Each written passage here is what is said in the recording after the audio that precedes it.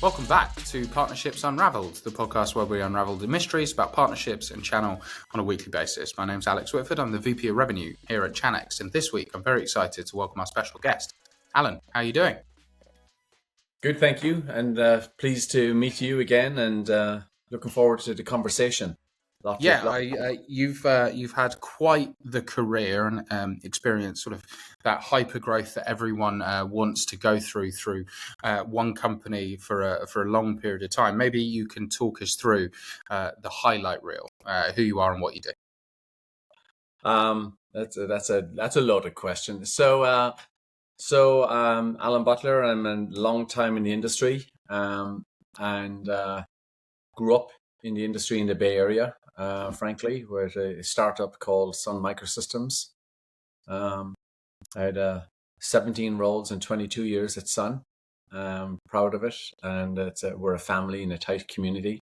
Sun has gone to Oracle for over a decade now, but we are, and the Sun alumni in the Sun community is probably across all the major companies and heavily influencing a lot of the startups and heavily involved in a lot of AI stuff today, across the board, frankly. And so it was a great experience for me there, and nothing but great memories across the board. And then beyond that, have moved on to other larger firms and smaller firms alike, from Dell to Adobe to Red Hat and startups at various stages and sizes. So it's been really exciting. Now, what I found interesting about your background is you've done indirect, you've done direct, and I often find that some of the sort of best channel leaders have sat on both sides of the fence, because I think it gives a sort of unique perspective in terms of what partners care about, because they're obviously, from a partner's perspective, they're a direct sales organization. How did that foundational experience shape your views in terms of building a successful channel ecosystem? Great question. When I joined Sun was it was a startup at the time, and it was a $24 million company. And but Sun was already doing direct and indirect business, right? And this is back in the mid 80s, right? And so I learned on the job on what good looks like from the ground up, if you would. And through the history of Sun, it was always a hybrid of almost like a 50-50 between what's direct, what's indirect. And it worked really well.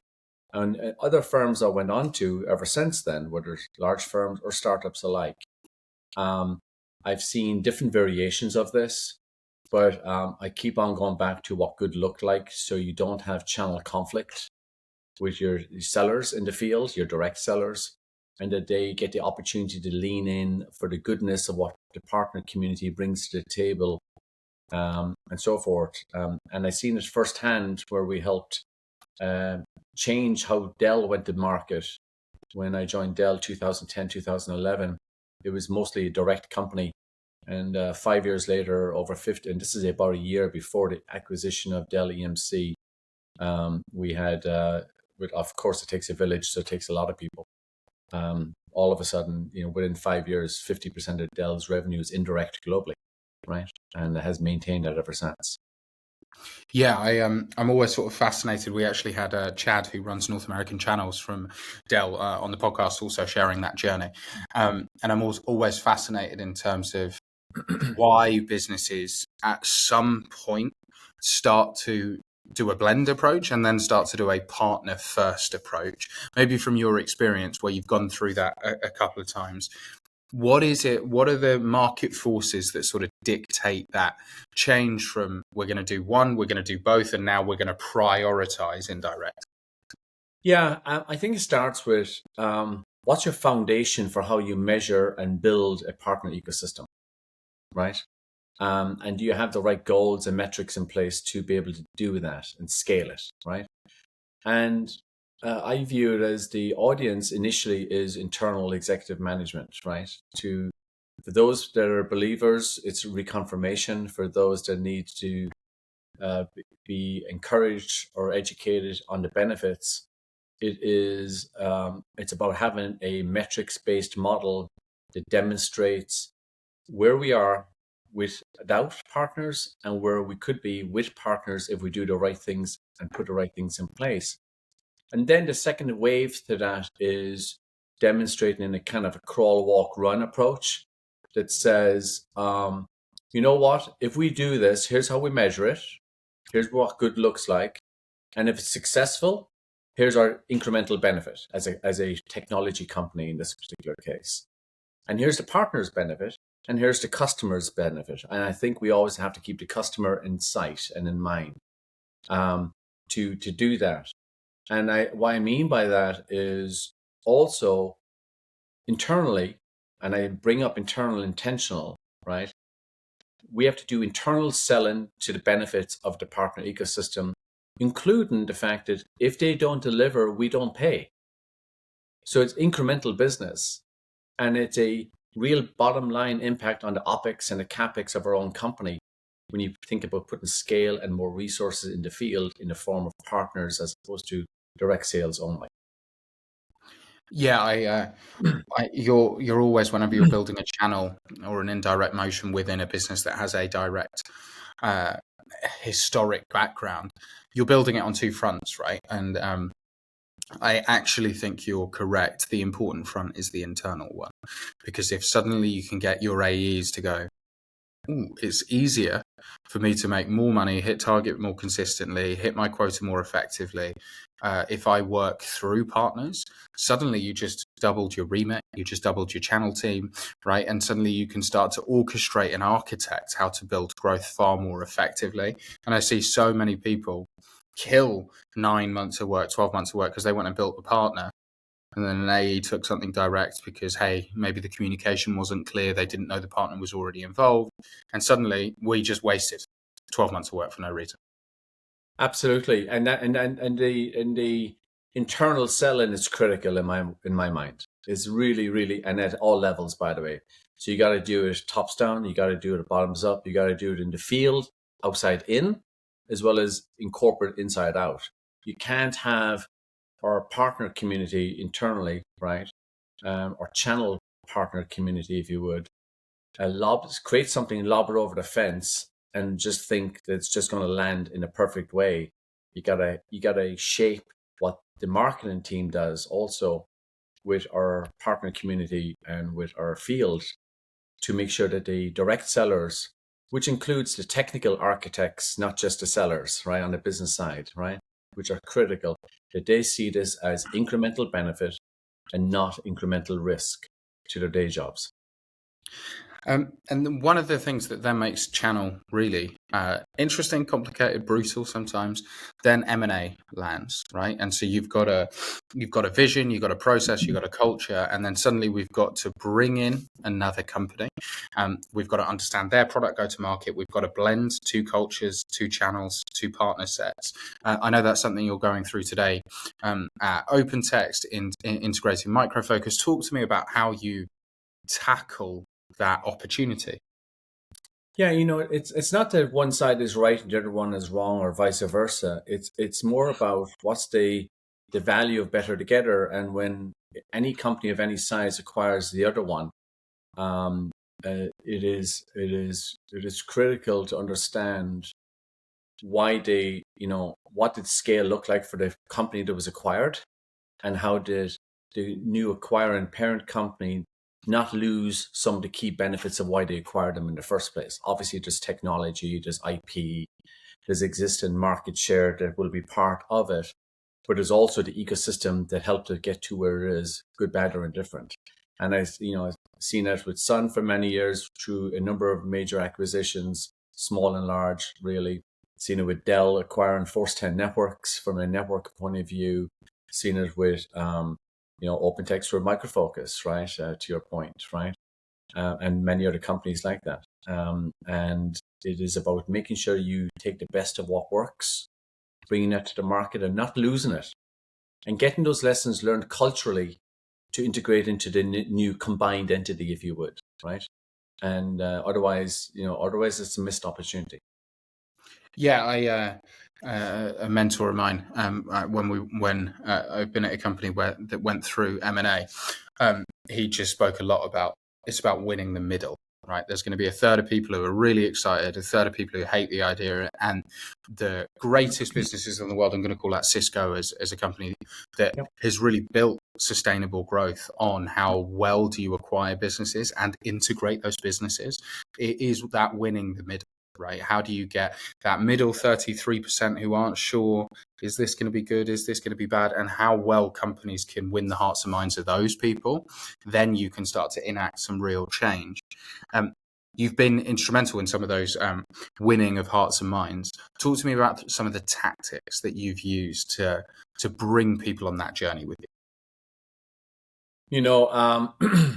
I think you have to operate in kind of one leg in corporate and one leg in the field. And the field doesn't just mean the external partners for confidence for what they need, but the external, our field sellers in the field, if you will, right? Management and reps alike. That's a day job. That's every day, every week, every month. And that's an ongoing, that doesn't stop, by the way. If you do it well, the best thing that can happen is you're going to get complaints from your own field saying, how come your partner team is not with me more often than less often? If then they're seeing the value. If you're not doing it well, they're going to be complaining about why someone from the partner team is sitting in on their staff meetings or on their pipeline calls, frankly, ambulance chasing and trying to look for something to latch onto to claim success without being seen as an integral team player and team partner proactively. And I've seen both examples of that multiple times. And so known and seen what good looks like. There's only one or two ways to do this right, I think. There's probably 100 ways how not to do it. I try to avoid 100 ways as we shape every time the one or two ways to do it right. And so you've worked in environments of real scale, right? Really the biggest of the biggest, and worked in channel organizations, but also worked in fast moving startups. What are some of the differences and approaches that you see in terms of how you build a channel effectively for that, 50 million business as opposed to that multi-billion-dollar organization? My style and my approach is that we're always in a startup mode. Because I think if you forget the startup mode of which Sun was a startup when I joined, and I've been involved in a number of startups since then. Okay. The startup mode means you're looking for results that matter and then move the needle, and you can measure it from day one. And then you can follow up proving the results from multiple vantage points, if you would, internally and externally, on an ongoing, sustaining basis. And so I think operating and staying in the startup mode is critical. And of course, as you know, that evolves in terms of what does scale look like and what does systemic processes and tools and know-how mean as firms get larger, or if they're larger already. Dell was not a startup when I went to Dell. It was a massive company already. But from a partner and ecosystem with the existing leadership at Dell and a number of us that came in at different levels in the company, we were operating in a startup mode very deliberately, including with the system integrator business and so forth globally, and that made a big difference. But having finance on board, in my opinion, is really, really important, right? Internally, right? And not everyone does that. And I like to have finance on board from day one, because then you've got measurements no one's going to argue with, right? And then they will help reinforce the process elements that are required also. Awesome. Lots of vendors talk about partner advisory councils. I think maybe this is my slightly cynical mindset. I think most partner advisory councils are a complete waste of time. Because the feedback isn't actioned, and then you're actually better off not doing the partner advisory council in the first place, because the thing partners hate most isn't a bad channel program. It's a bad channel program that they fed back about that nothing happened. How do you ingrain culturally the importance of taking partner feedback and actioning it? It's you're spot on, which is your sentiment in so many ways. The only thing worse than having a partner advisory board that is maybe not built right or for any reasons not managed right, is to go to any one meeting and then come away with feedback and then nothing for quarters, years, or what have you, right? And to your point, the partners have fed back in different forums, either individually or collectively, in things that they need to see change from the vendor, right? Yeah, it's an example of, if it's done right, it can be extremely effective, right? And it can create an environment that will allow for further development of a relationship that says, trust us, we're going to do something about it this time, and you're not going to hear crickets and nothing's going to happen, right? We're evolving that today in our own company, and I've seen it work really well. A number of the firms I mentioned earlier have that in place for quite a number of years now, and it works very effectively when it's done well. And I think there's a lot of industry best practices to just take from this that says you don't have to reinvent a new wheel. You just have to make sure the wheel you have works right and is efficient and is seen as a mover of the needle to get a trusted environment to the table. You need it for partner advisory boards for relationships. You need it for product advisory boards. You need it for customer advisory boards. And I like to use my Rubik's Cube analogy of, people think they see one side of the Rubik's Cube and that's the picture, and then they realize, it's multidimensional and so forth. Well, the analogy I like to live off of is the real Rubik's Cube looks like this, and you got to connect the green dots, right? And you got to know where to move them. And so relationships and trust is a multidimensional factor. And by the way, this is not a prop for this thing. I have these every day. I use them every day. And I've had them for years because it's a complicated relationship to get these things going, and there's more than one side to the Rubik's Cube, right? So part of building a high-performing channel is, look, there is some top partners, they do really well, and then there's your long tail. Both are valuable, right? You need a scalable amount of run rate revenue that keeps your CFO happy. No one wants to be at 20% of target at the end with 2 weeks to go, and we're relying on 3 or 4 enormous deals to take us there. That gets everyone nice and stressed. So run rate revenue is important. But top partners who, do that 80% of revenue, they're also wildly important. And part of building a channel that's going to be successful, not just this quarter or this year, is making sure that you are finding the partners who are going to make their way into that top tier and over investing in them in the short term so that long term the investment pays off. How do you balance the requirement to hit target now while allocating the resource and the investment structure into those partners who aren't quite there yet? It's the it's a spin and plate analogy, right? You got the spinning plates going on, and you've got multiple in the air at the same time. And you do have it is a struggle, and it will always be a struggle. I don't think there's a shortcut to it. It's also equally important to not just keep the partners you have. The proverbial is easier to keep a customer and cheaper to keep a customer than it is to lose one and find a new one, right? Same is true with the partner ecosystem. Okay. Partners are trained, they know your processes, they know your style, good, bad, or indifferent. They know how to get results, despite how good or not good your program is and your engagement is in the first place. Having said that, it's also important to look at the partners that you've done business with a year, 2 years ago, or 3 years ago that may have gone away. They've got choice, you don't. Your choice is how many partners, but you have to sell what's on your truck, if you will, right? As a product technology company. And it's important to go back and look at who were the high flyers of the past and what does it take to reignite those relationships, right? What does it take to get them back in a prioritized fashion on your truck so that they're now leaning in again when they may have gone away for one reason or the other? But it's important to understand that those partners by default have choice.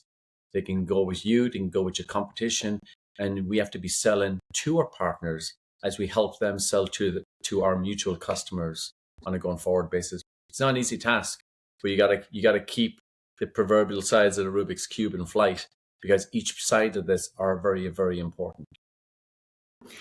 Completely agree, Alan. I think the value of building the channel is the long-term scale, right, that we can generate. But no one is keeping their job for 2 years by missing 8 quarters in a row, right? And so we've got to balance short-term priorities and long-term outcomes. And I think that's what the best channel teams and the best channel leaders are aware of, is how do we find time in our week, in our quarter, to do those future investments while maintaining quarterly sort of infrastructure and performance. Yeah, and I believe that you have to do that. You have to be in the field. You can't, in any kind of a partner leadership role, you can't operate from the proverbial headquarters kind of thing. You got to be in the field. You got to be seen, and of course, you got to balance that. You can't be out in the field all the time either, because you get nothing done, right? So you have to juggle the challenges of what does it mean to play your corporate role and headquarter role, if you will, versus what does it mean to be in the field, both with the partners, with your organization, and with the sellers, right? The direct sellers, not just the partner sellers. Yeah, completely agree. And Alan, thanks so much for sharing your wisdom. It's been awesome. Great. My pleasure. Thank you very much.